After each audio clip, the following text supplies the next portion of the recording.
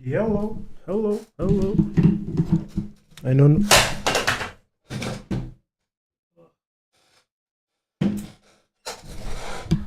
I think God is disagreeing with me with making this video off to a kind of bad start, but whatever. Let me just set it all up. I'll be able to chat with all of you guys about pessimism, about being a pessimistic bad boy. Damn. Hello. Just set it all up.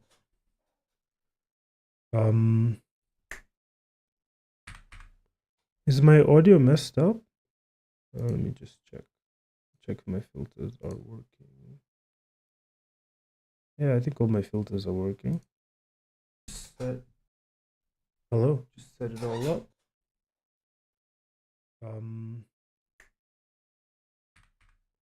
Is my audio messed up? Let me just check if my filters are working. Yeah, anyway.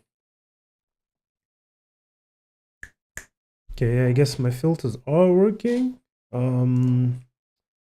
Dude, what's up, Adventures in Skateboarding at 40 plus. Good morning, good afternoon, shout out. Thank you everyone for tuning in like immediately. I gotta quickly post this on Instagram so folks on Instagram can come in and tune in. But yeah, as the topic says, longboarding is dead. But who killed it? What happened? Why are we in this sad state of affairs? Why are we all suffering? Why are things not great? Let me just post this. And we're gonna chat a little bit about it. I'm gonna rant a little bit. It's gonna get ugly. There might be some crying. Yeah, it's gonna be a good old therapy session. Just me and you guys, and we can figure out what happened. So, let's see if we can get some videos playing in the background. And just make a quick playlist. What's up, dog? What's up, Tim Schaefer? What's up? I like that name. I actually think that's a really nice name. Schaefer. Pretty sweet, pretty sweet.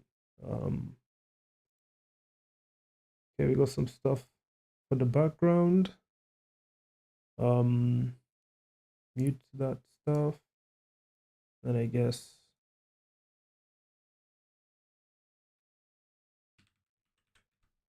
we can get started.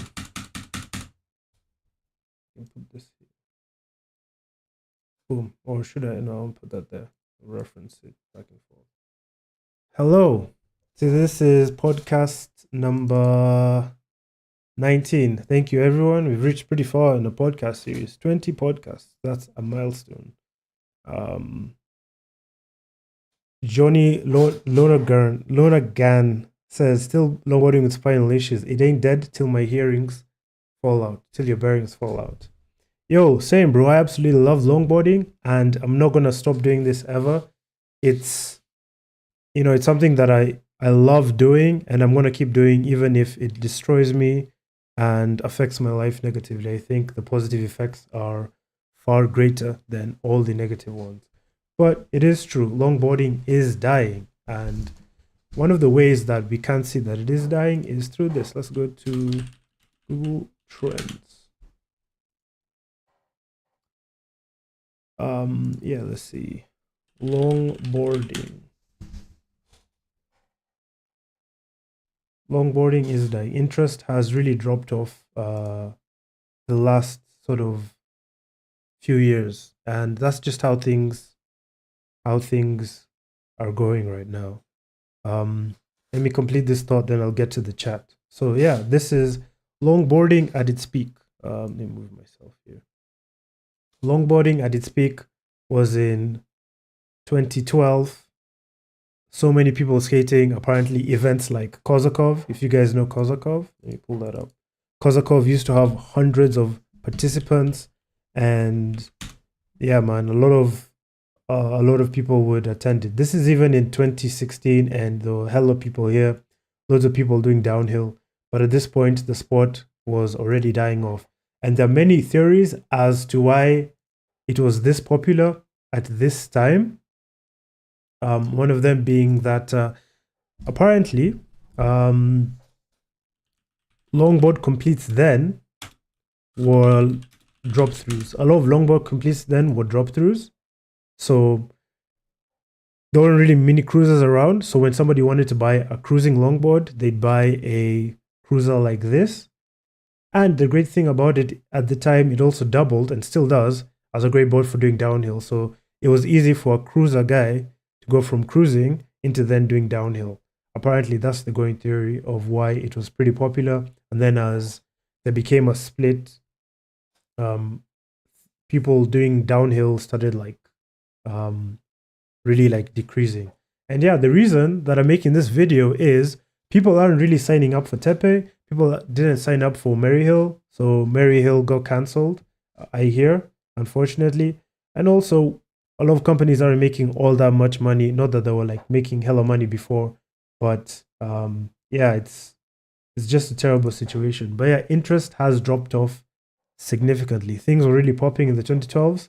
Then it kind of just dropped off. And then I got into downhill around here. And then it dropped off even more. And then this was COVID time. Kind of picked up a little bit. In my mind, it picked up quite a bit more, but guess not. And then things dropped off. And then here we are. So the data point for this is 6. During COVID time, it was 19. And during the 2012 times, it was way more. It's not even showing up. Like 80 or 100. Yeah, 100 or something like that. So yeah, it's 6% that it was at its peak. Obviously, as we're getting into summer, it's, more people are gonna be skating, buying boards, but really things are the worst they've ever been. And there's a couple reasons for that. But before I get into that, let me look at the chat. Adventures in Skateboarding at 40 Plus says, I can say as a guy trying to get into it, the gates are locked. Very hard to get into.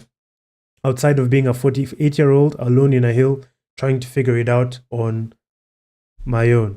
And that is a point I am going to bring up. Longboarding is pretty hard. There's a lot of gatekeeping. And there's reasons for that gatekeeping. But at the same time, you can't have that gatekeeping and then not provide alternatives for beginners. And yeah, I think that's where we're really going wrong as a community. But we are going to talk about it. Let me just write it down because that's a really good point. Yes. So yeah, one of the reasons, going back to our main point, that longboard is dying or died is interest just died off. Like the world just isn't that interested in longboarding anymore. And there's many reasons you could attribute to this. Wish it was very concrete and very easy to pick out these reasons, but it's not. And yeah, interest just died off. That's just the way things happen. And it's quite sad. And maybe we need another pandemic so we can get a boost and so that everyone can get like hella sales or whatever. But unfortunately, that's most likely not going to happen unless someone in an East Asian country or maybe West Africa eats a bat again. Ebola came from someone, like a bunch of kids eating bats, which is crazy.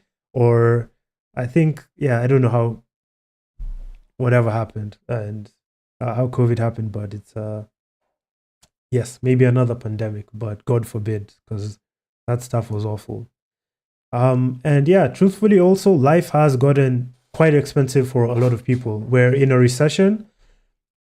It doesn't feel like it just yet, but we really are. Everything is expensive. There's so much inequality and people just don't have enough disposable income to be able to spend it on boards. During COVID times, people were kind of broke, but not as they're broke now. I was able to sell a lot of the secondhand products that I have quite easily. Right now, it's so hard for me. I think if you have disposable income, maybe you're not affected as much by the recession, or by the ongoings, or maybe you're just prioritizing it more. Hopefully, it's the latter. You're just prioritizing it more. I don't know. But yeah, things aren't easy for a lot of people, and there's not a lot of money in the world. And yeah, it's not a symptom. It's not something that longboarders did. It's just something we're experiencing. And what I have to back that up is also, if you look at the search history of skateboarding as well, it's whoa, that's crazy. I think this because of the Olympics. So I guess we need to get into the Olympics. But that's pretty sad, bro. Like you shot up to 100 and then shot back down to 2. And then this is, I guess, this is the Olympics as well. The Olympics happen in July 2021. Let's see. I can type.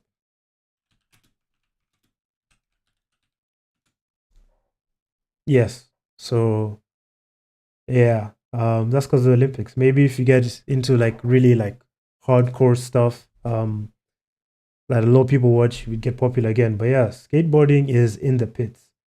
I don't know if how many thousands of, I don't know if it's just, this graph is very like vague. I don't know how many people are searching, but I know it's a lot. So skateboarding, I know, is in the pits right now, and things aren't going so well for skateboarding. So yeah, but also a lot of hobbies. What are some hobbies that I can search up? Because I tried doing this. I searched wakeboarding.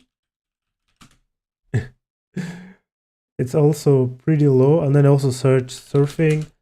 It's also pretty low, generally speaking, from its peak. But I really don't know what else I can search that's like a hobby that a lot of people do, and that can give us like a demonstration of how just generally like things are sort of falling off for a lot of hobbies and activities. But yeah, that's what I think. People are just suffering. Things are hard. Life has gotten expensive for a lot of people. People just don't have the money, and they have to prioritize certain things.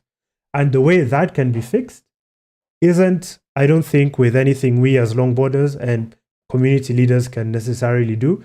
I think there's a lot of inequality, and billionaires need to be taxed. We're going into a whole different caveat. There needs to be like more socialism, a little bit of communism dribbled in there. And yeah, it'll help reduce inequality. People have more disposable income, and life would be sweeter for everyone, more than just a select few. So we just got a suggestion of pickleball. Let's see. Oh, let's see. See how right you are. Bro, crazy. Pickleball is thriving right now. It's hot. I guess we just need to pick up some paddles, and maybe things will be a little bit different. But yeah, now we have some interesting comments in the chat. So, skateboarding at 40 plus says the Mary Hill Spring Free Ride is suffering from the lack of registration, and we are not yet at our break-even point. Since we lost money last year, we are making the tough decision to cancel the tour. I don't blame them. It sucks to lose money. I've lost money just doing this channel, bro. It's not nice. This is where all my income comes from, and I've lost money doing downhill stuff pretty much the whole time, and it's not nice. So I don't blame them. The next one we have: what kind of impact will the recent longboard influencer trend have on the wider sport, do you think? The increase in views on Instagram Reels and trotter-style YouTube videos. So, in my opinion, those types of videos are actually very, very good for the sport. Yes, they're dangerous. Yes, they're risky, but they do tend to grab the attention of a lot of people. A lot of people got into longboarding because of Josh Newman. You don't know how many people I talked to after COVID who got into it because of Josh Newman. Rest in peace. Yeah, so many people got into it because of him, because his videos were really popping off, and he was such an inspiration to all of them. And yeah, he used to ride crazy. It was pretty high adrenaline, but I think he captured something that even I have struggled capturing. A lot of people struggle capturing. I think even Cole has struggled capturing. I hope Cole gets to Josh's level and surpasses him in terms of a content creator.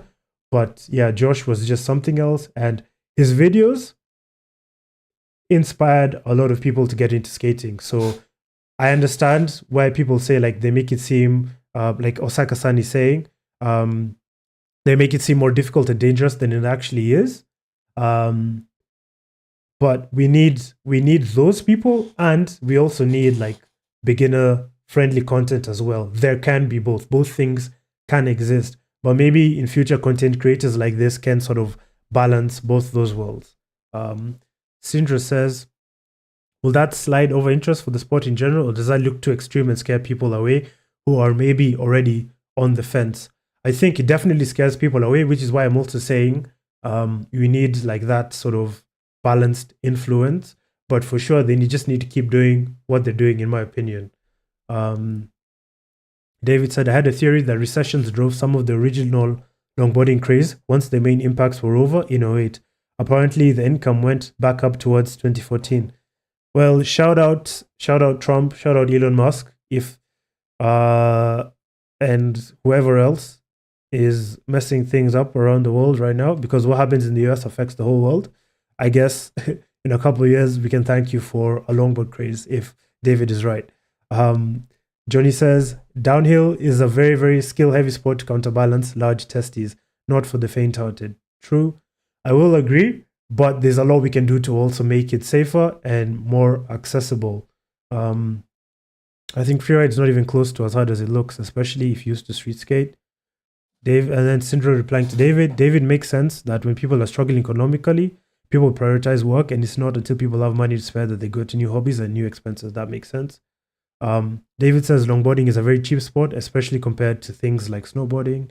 Sindra says yes, but when you're struggling to feed your family, you wouldn't be looking for new things to spend money and time. Skateboarding at 40 plus, spot on. It is going to take beginner content as well. Every other kind of skateboarding has beginner content. That's it for the comments as well. But yeah, longboarding is dangerous and it is difficult to get into. Before you're able to do this stuff, there's going to be a lot of falling and a lot of trial and error. But I will say things have changed quite a bit. There's more accessible content. There's more articles. There's more avenues for people to get into it. What is really missing is physical locations that people are able to do this safely. Yeah.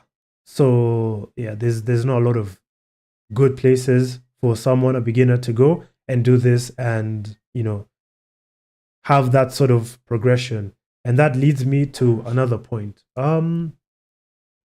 We don't have any groms anymore. I don't know if you guys haven't noticed, but there are not a lot of young kids getting into downhill skating. When I first got into it, so many of the heavy hitters you see these days were like 15, 16, 17. Cole Trotter, for example, Nick Broms, Adrian Paynail, all those Cali kids were super young and getting into it.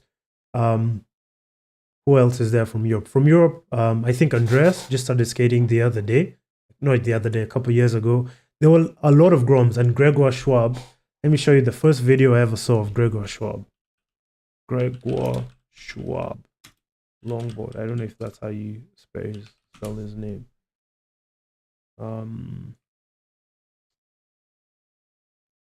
There's like a longboard video of him setting up some otangs and lockton on a deck.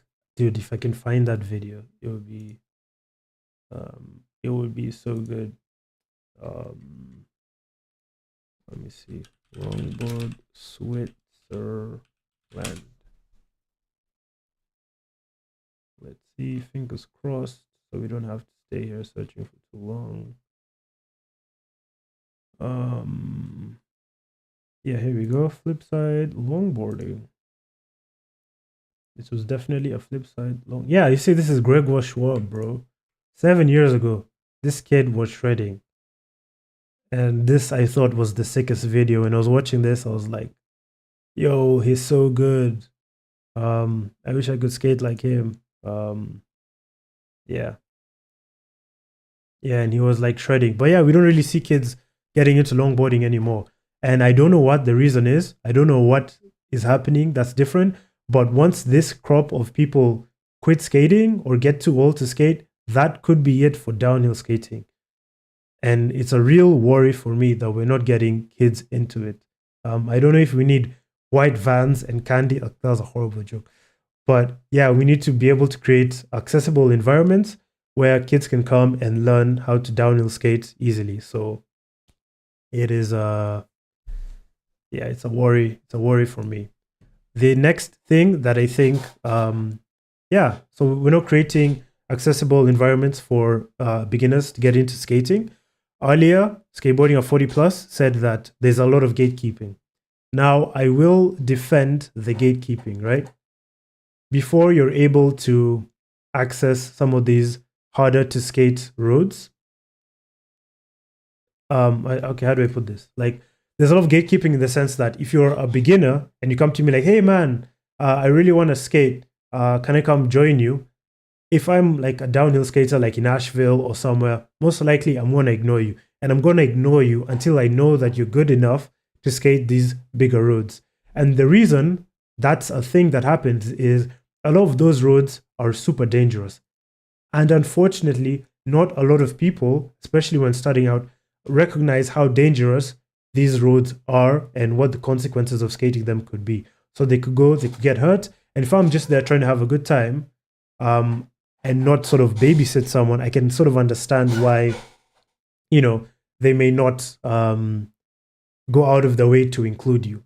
The flip side of that, though, because there's a lot of gatekeeping, there's no alternatives for people to then learn. Like if I'm skating and I'm not providing, and if I'm skating gnarly roads, right, and that's all I skate, there's never going to be an overlap between me and a beginner.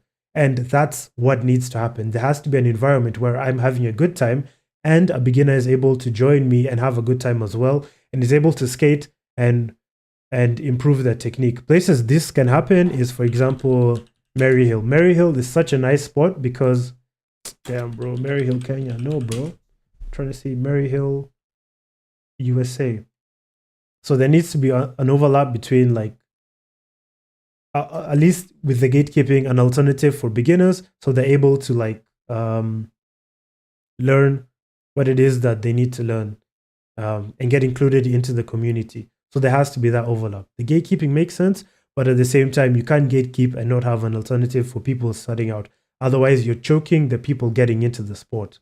And I will say it's hard. You're a full-grown adult, you're working 5 days a week, you want to spend your weekend skating. It's difficult to sort of put time aside for others where you're then fostering the community and, you're working and putting in efforts to allow other people to come and skate. It is difficult. So I do sympathize with that. And I have to call myself out because, I have also done that. Like there are many opportunities where I've had the opportunity and the potential was there to start like a beginner longboarding session at least once a week where people of all backgrounds come together, just cruise in a park and have fun, and then maybe transition into downhill later on. And I chose my enjoyment of skating over prioritizing that. And yeah, I can only blame myself for then not having people to skate with. But yeah, let's go to some of the comments and I'll come back to the topic of the community in a little bit. Yeah. Harrison Miles, some tips for transitioning from stand-up frontside 180s to check slides. I'm also struggling to slide all four wheels as I'm pivoting around my front truck. Thanks. Maybe we can get back to that question in a bit. Emma says, Jojo, first time in live chat, but I learned so much from David's, man. Thank you for all the effort. I don't know if that's to me or to Johnny. I don't know if Johnny's name is Jojo, but shout out. And I'll say thank you on his behalf just in case. Johnny says, been in rehab for almost 12 months and teaching 2 toddlers to skate whilst I rebuild the deep muscles of my spine, which PT is useless at because no fear like bombing a hill. Adventures says, you have to prove yourself to get in, but you can prove yourself because you can't get in. It's like the job market. You can't get the job due to experience, but you can't get the experience without the job. Slide jumps and clinics could open it up. That is true. So now talking about what the community could do, what people could do with events, I think community events are so important, but nobody is doing them. Now I'm going to have to be a little bit bitter and just rant a little bit because I kind of feel like I don't know if my audio is cutting out a little bit. Let me reduce the volume. Yeah, I kind of feel like the last few years, I feel like I've been doing my part. I've been creating beginner content. Every time someone DMs me, I direct them where they need to go. And I promise you guys, there were times I was getting so many DMs, I had to switch off like my Instagram profile. No, I have to switch off like the story DMing thing on Instagram because I was getting so many and I was so overwhelmed having to reply to like 20 people a day. Crazy. I feel like I've been doing my part, creating beginner content, sacrificing some of my time so that we can foster growth for the community. But I feel like a lot of people aren't. I feel like people just say, hey, yeah, man, you're doing a great job. But then they turn around and they're then not doing their part for their community. We all have to sacrifice some things. But if the community isn't pulling together, then yeah, things are going to be quite bad. I will say it's difficult to blame individuals, difficult to blame companies, because I believe forces greater than us are influencing everything. Nonetheless, if people chose to foster the communities and invest back in them, things would be looking a little bit better. Not much better, but a little bit better. And maybe wouldn't be where we are today. But that's just my theory. I could be wrong about that. But yeah, we didn't pull together. I want to shout out what are these girls called? Dude. There are a lot of communities out there that are doing super well. Like for example, Vandom.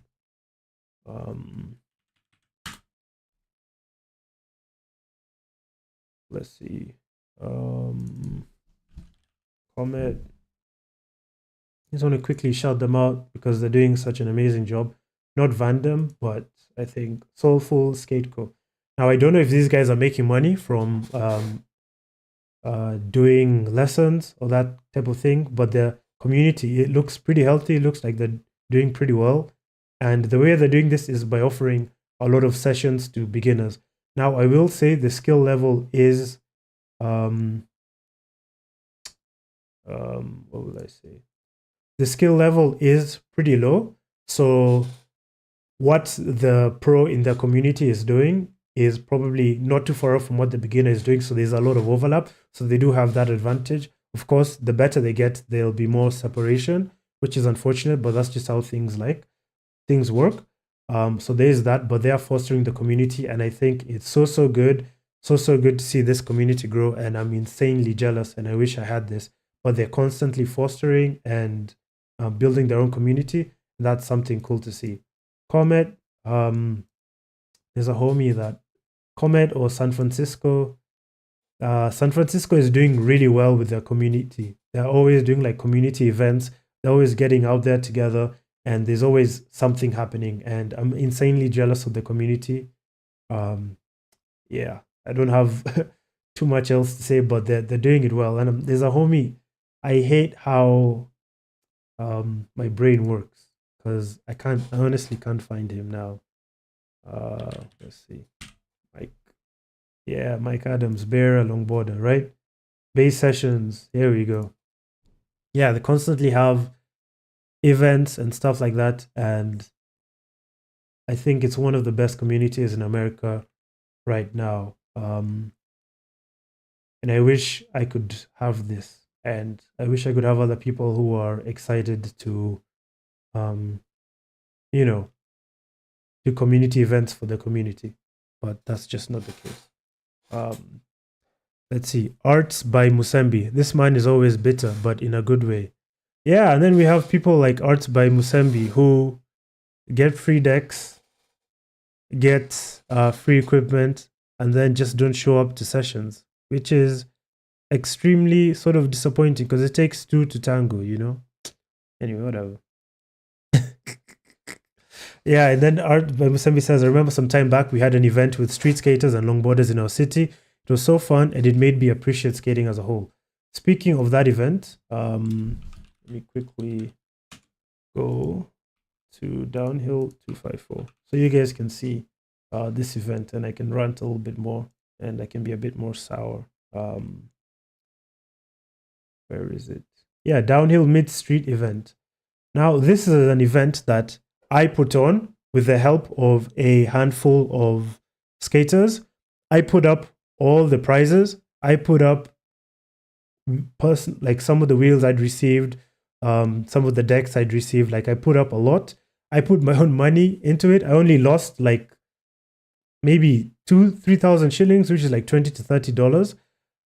But I put on this event. It was a mix of downhill and skaters, and it was super sick. And like, it really brought everyone together. But the thing is, it was so much of my own effort, and I lost brain cells and a lot of steam doing this event because I feel like I did a lot of the heavy lifting. I got the prizes. The venue was organized by someone else. I paid for a lot of things. I did a lot of the management during the day. And yeah, the thing is, it's cool that I did it, but I can't be the one to do this kind of thing alone, right?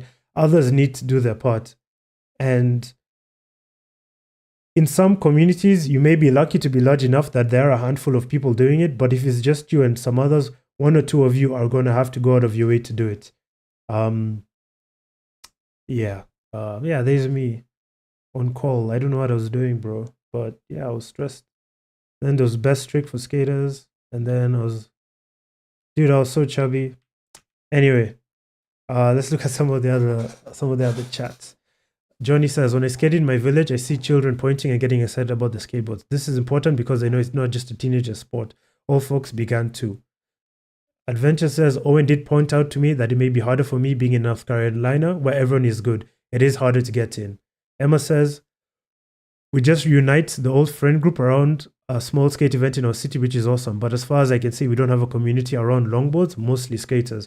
And that's something that, you absolutely need to do. And yeah, you need like at least a weekly or bi-weekly event where people come and skate. That's low effort and that can include a lot of people. And it has to be chill longboarding, not downhill. Or you could do like chill longboarding, you skate around a park and then you find another accessible downhill spot not too far off, then you transition into that. Like an hour or so just cruising, skating, and then downhill, and then people naturally get into it. I think that's what needs to happen. But at minimum, you need like something like that in your community. High Country Cook says, so dope that you did that. It sucks that events and the like take so much energy and funding from the organizer. All of those participants will remember that forever, but you're right. Being the organizer is hard and not exactly sustainable. Yes, it's hard and not exactly sustainable. I think apart from making money from the event, there are ways that we can make the event sort of making things sustainable. I had a crazy idea a few years ago, which was like community organizers should be able to get discount codes from longboard manufacturers. For example, Landiat, Comet, they'd be like, hey man, you want to come skate? You're looking to buy a board? Hey, I have a discount code for Landiat. If you use my discount code, I get a kickback. And then they get kickbacks, and that's in a way, some way they can sustain themselves. And it's basically affiliate marketing, but in real life, that's a way they can sustain themselves and keep putting on events. Sounds crazy, but and that's in a way that companies can help. It's a crazy idea, I think, but it would maybe go towards making things more sustainable. But yeah, I digress. Anyway, back to the main point.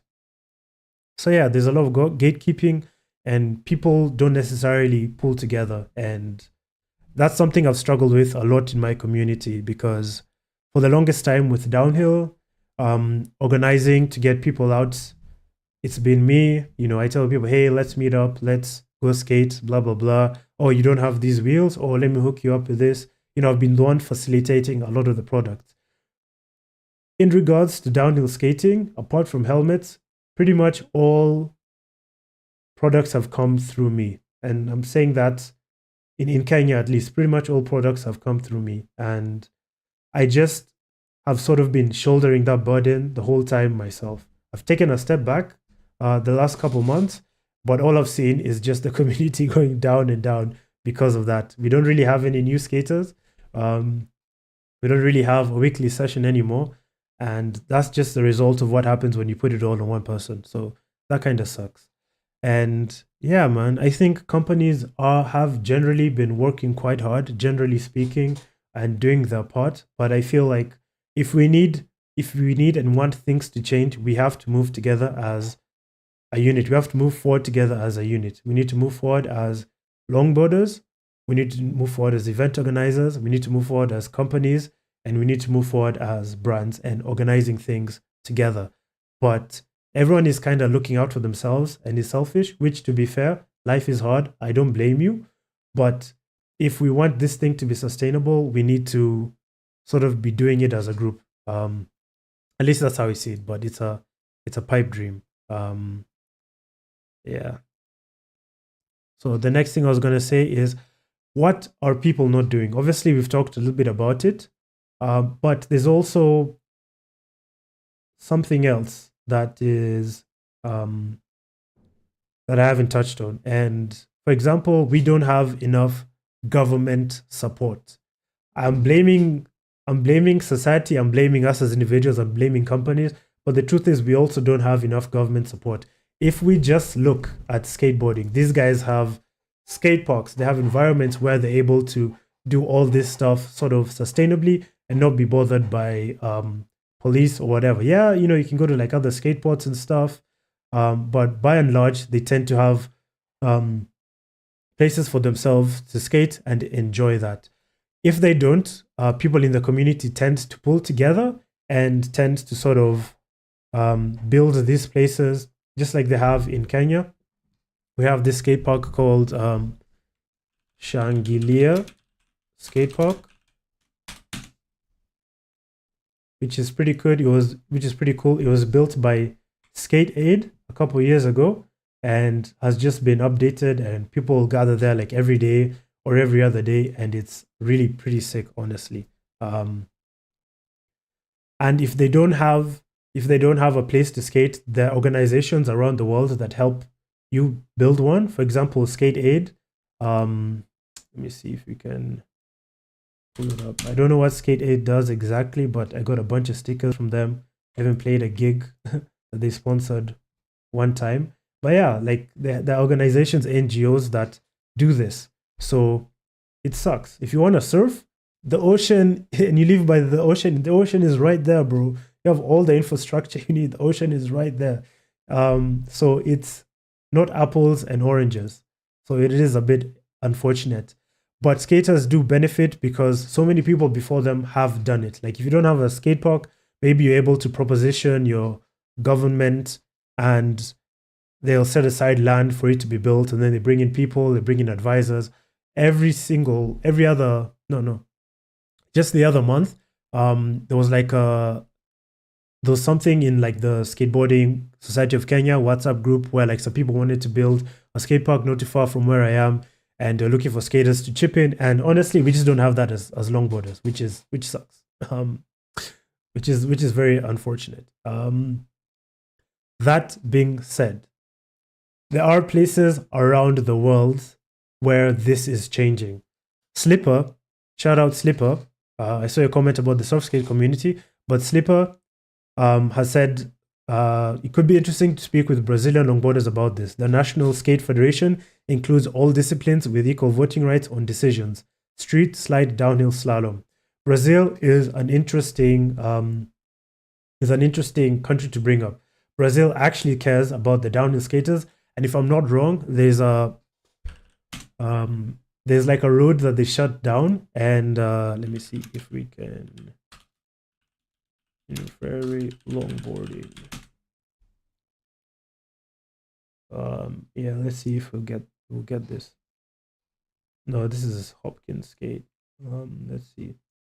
Yeah, so this very road that Ian is skating down on is exclusively for longboarding and I think some other sports, but they've pretty much shut down the road, and skaters can skate here as much as they want. No one is going to bother them. I think that changed over the last couple years or couple months. I think they opened the road again. I'm not certain, but yeah, for a longest time it was shut down, and skaters could skate here. So in this way, they had government support, and that's why you see in Brazil things are a little bit different. The scene isn't as choked out as ours. Granted, I don't know that much about the longboard scene in Brazil. I see snippets, I see things, but they seem to have more events going on. They have more girls in the sport, and things generally happen. So yeah, there's also some other Brazilian skaters. Quay Wheels. Let's see if I'm horrible with names. And I stopped taking creatine because I'm broke as hell. So just made everything worse for me. Where's the guy? Evan. I think this is him. Yeah, Evandro. Evan. And yeah, he's always skating that exact same spot. And he's always having a great time. Brazilians also get paid, I think. Like if you're really good, if you're like top 10 in the world or something like that, like the government does pay you to keep skating and you do get a salary or something like that. I don't know if it's still the same after all these years, but yeah. Yeah, we just don't have government support. In the Philippines is another great place to see and highlight that difference. Um, when I was out there, longboarding, bro, the support from the government, the support from the community was just next level. When they were putting on events, let me see if I can pull it up. Um,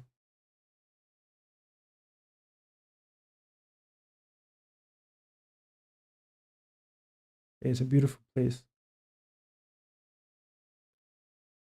I need to do a Philippines podcast type thing. Anyway, so this is the mayor of the town that was hosting one of the races.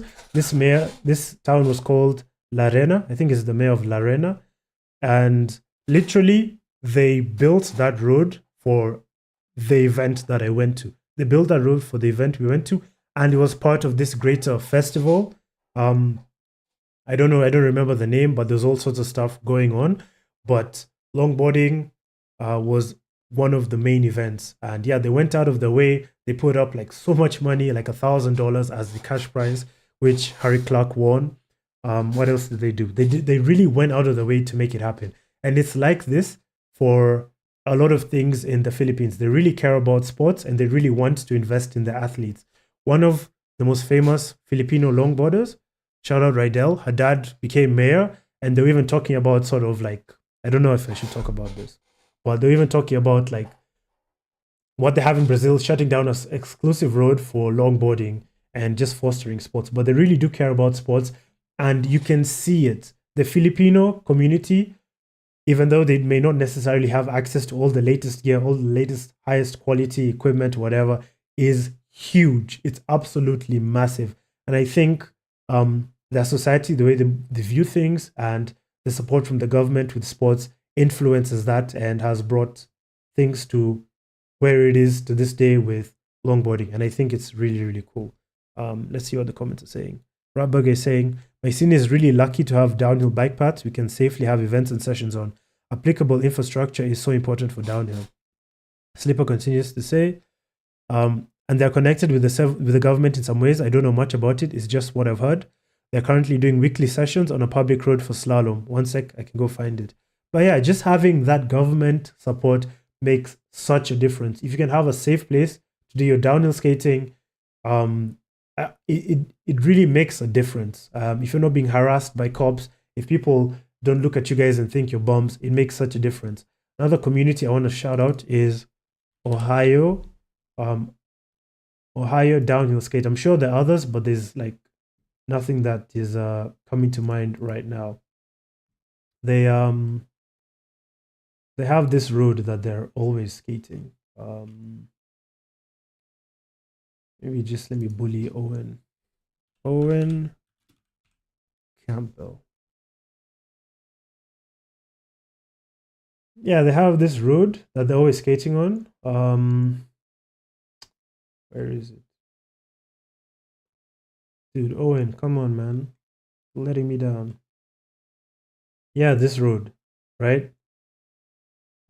It's chill, it's accessible, and it's quiet. I don't think they really get bothered by cops. So I don't know if this is the road, but somewhere there anyway. And it makes such a difference. Just having that infrastructure makes such a difference. And we're handicapped so much because we just don't have that environment that a beginner can easily thrive in, or anyone can rock up with a board they bought at on Amazon or whatever and skate with it. So it is extremely unfortunate. But yeah, now I want to talk about how dangerous longboarding is. Longboarding is dangerous. It is extremely dangerous, and I think it takes a certain type of cracked individual, right? I think the people doing this are all cracked. And the way I want to back this up is that we're all outcasts in some way. It's very difficult to find a normal, well-adjusted longboarder. All the people I've met in longboarding are cracked in some way, and and they know how to act normal and well-adjusted in their everyday life, but they're cracked in some way. Trust me, you can take it to the bank with that. So it's only like a certain type of individual who do this type of skating. I'm repeating myself. So I don't think it appeals to everyone.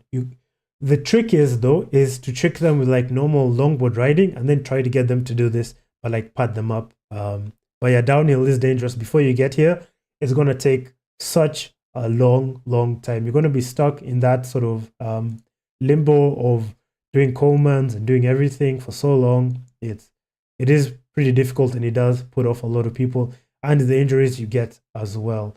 And some of those things are avoidable if you have good teachers, if you have experienced people to guide you. But if you're just alone, yeah, you can be kind of like what do you call it? You could kind of be screwed. And the reason I also say that is I see so many people who are sort of alone in the world getting into downhill, following my content. They get hurt, and then that's sort of it for them. Not that many, but enough for me to be like, this is a trend. So yeah, downhill is dangerous, and that is something that does dissuade a lot of people. Longboarding, not so much. Let's move on to the next one, which is people don't want to attend events. Why? Now I'm gonna heavily rely on you guys as to why. Maybe you're not attending Tepe, maybe you're not what do you call it? Going to Maryhill? Like why? What dissuaded you this time around? What prevented you from going, or what prevented other members of your community from going to Maryhill? Obviously, I know things are expensive. Nobody has money right now. But what are the other reasons? Why do people sort of lose interest over time? Initially, we did say, a lot of people used to say, it's because there's too much of a focus on racing. But I don't know, man. I feel like there's been like a focus on like sorry, I was reading the comments. I lost my train of thought. Yeah, there's been a lot of focus on freeriding recently, but that really hasn't made a dent, and the numbers keep dropping off nonetheless. So I don't really see, what the real reason it could be. I don't understand it. Like, why aren't people attending events? But that's the thing. So if we go to what Kevin Reimer said in his Instagram post yesterday, let's see. He says, I hope you guys can read this. I'll read it out to you. As an event organizer, I feel this post. He's referencing Maryhill and people not going and them having to cancel it. Events operate off entries, plain and simple, and we can't continue organizing events without sufficient attendance. There's no magic fountain of money for us, and sponsorship isn't as easy to get as you might think. I spent months calling around Santa Maria and seeking sponsorship from any source possible with no returns on that effort. Once attendance drops below a critical level where we can't afford the bare necessities, that's it, we can't hold events anymore. I am there with Tepe and we'll very likely lose money this year, having to put my own savings into it. I really don't want to keep doing this. I have put more than 10,000 into event infrastructure between the bricks and radios, tables, chairs, etc., etc. I did this because I love the sport and making events possible. I don't know what the future holds for all this. Please register and support all the events. They're hanging by a thread. Yeah, let's see some of the comments. Connor Love says, shout out Connor. Honestly, dude, The biggest thing that I've noticed is that the US doesn't have the government support, like you said. To me, it seems as though places like PR and Brazil, that is true. South America as a whole seems to be a better place for skating than the US. It does seem that way. Then Connor says, I think people lost interest because of either injuries or lack of local events, possibly. I know events are expensive to put on, and the rising costs also keep people away. So yeah, it's kind of fucked, man, to put it one way. And yeah, I don't know. People aren't attending events. I don't know why. Um, Maybe if he hosted events different places, I have no idea. But people aren't attending events, and what then happens? Kevin is gonna stop putting on events. Mary Hill guys are gonna stop putting on events. There's gonna be such a lack of things for you to do that it's not gonna be worth it. I've experienced this myself a little bit. Like, I don't know if you guys know what it's like to constantly like post in like a group like, hey, anyone skating this weekend? Hey, anyone skating this weekend? For weeks on end with no one replying or saying anything. It's brutal. But fortunately for me, I like skating and I like skating with others more than I care about rejection. So I kept doing it and I built a small community. But I don't know. Yeah, Connor says it sucks because it's a lose-lose right now. It is. But maybe also that could be because of the economical situation. But that's just another theory, nothing concrete. But yeah, so we've talked about communities who are doing it right out there. Let's touch on, is there hope? Is there hope that things are going to turn around?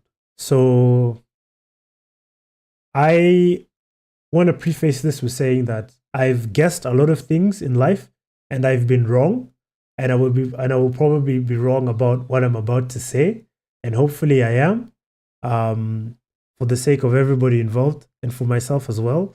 But yeah, I don't think things are gonna be looking good for the next 2 to 3 years, and things are just gonna get worse. I don't think Kevin is gonna put on another event. I don't think Maryhill, things are gonna improve. I think it's gonna be the worst of the worst the next year and the year after.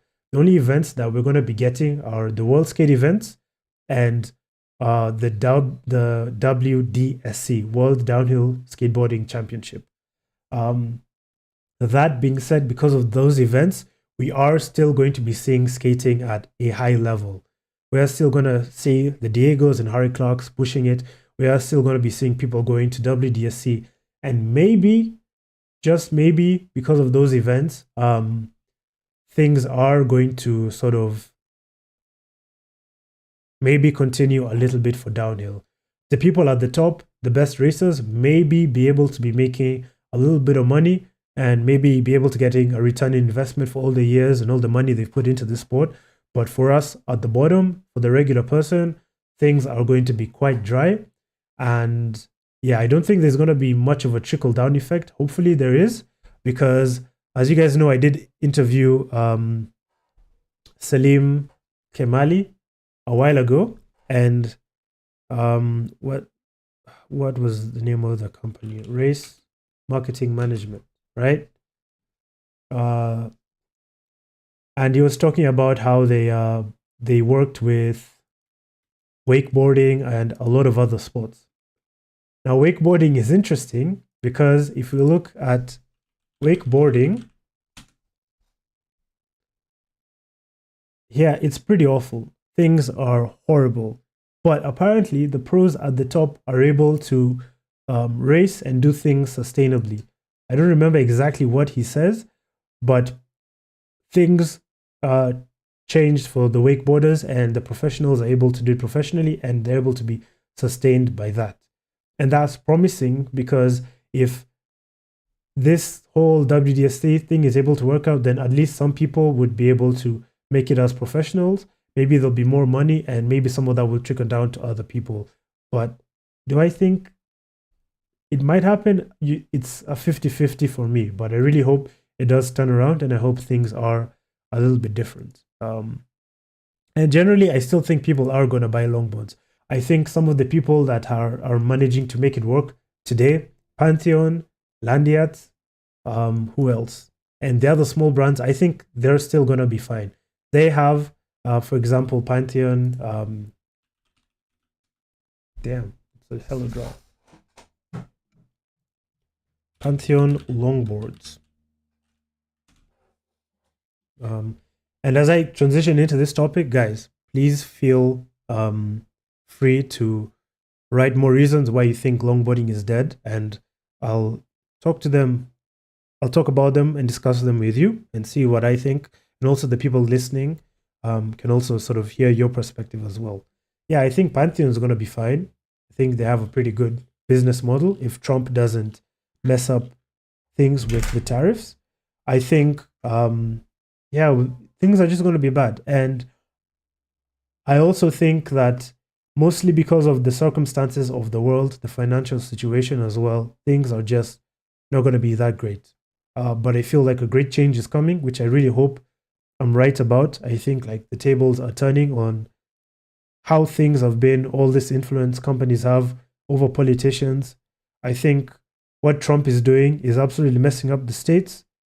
But I think that's a great thing because people are awakening or whatever, and things are going to change. Same thing in the UK, same thing in Europe, maybe not so much Europe, but things will change and things will get better, but it will take time and we are going to suffer. It's going to get worse before it gets better. But yeah. G-Man says, it's a hyper niche sport that is expensive to do properly. Unfortunately, the numbers don't stack up. Yes, I will say. Is it expensive? I'd say against other things. Yes, it is. Not so much.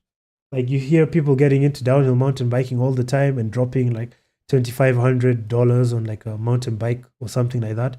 But the difference is mountain biking, at least probably at a low level, isn't as hard as downhill skating, and you have brakes on that. So anyway, man, I think you're right. I think you're right about that. And now, yeah, what's going to happen in the future? I think the community will make a comeback because that's just how things happen. Skateboarding apparently in the 80s was in the absolute pits. I remember seeing a documentary of Tony Hawk being like he was poor, like he couldn't care for his kids and something, and then all of a sudden he started selling loads of boards out of nowhere and skating grew in popularity. And then he got all those opportunities that he got in his life, making the video game, becoming a household name, and yeah, things got better for him. But yeah, he was a pro like in the, how old is he? Tony Hawk.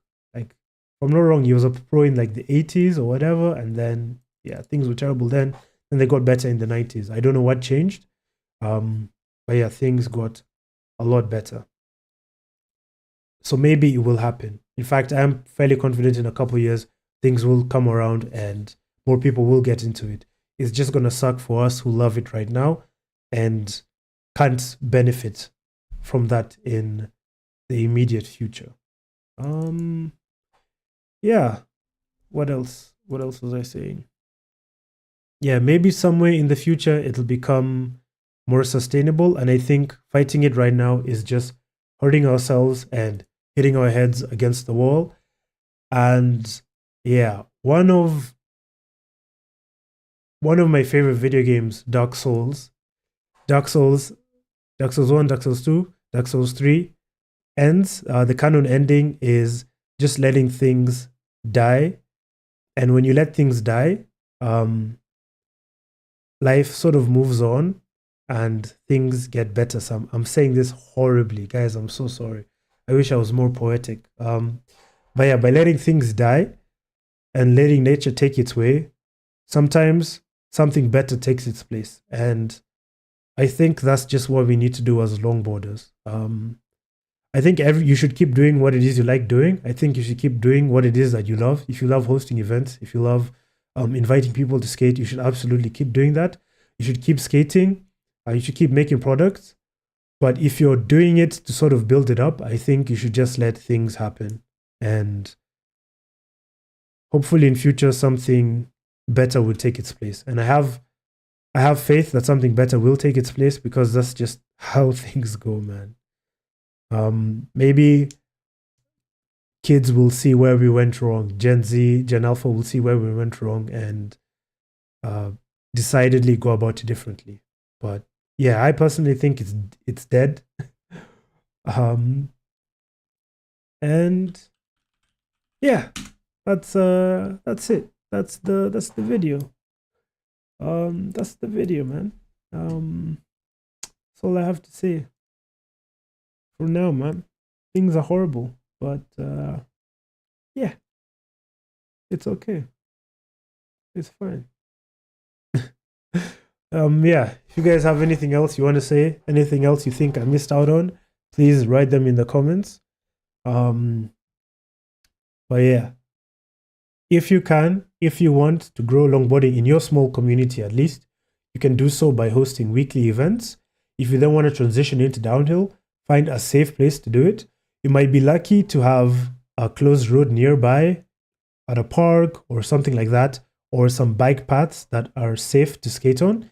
You can throw on events affordably. Maybe you don't even need the local council's permission. You can just do whatever it is that you need to do, and that will grow your local scene. And at least you'll have people to skate with, people to talk about longboarding with in person, people to go on skate trips with.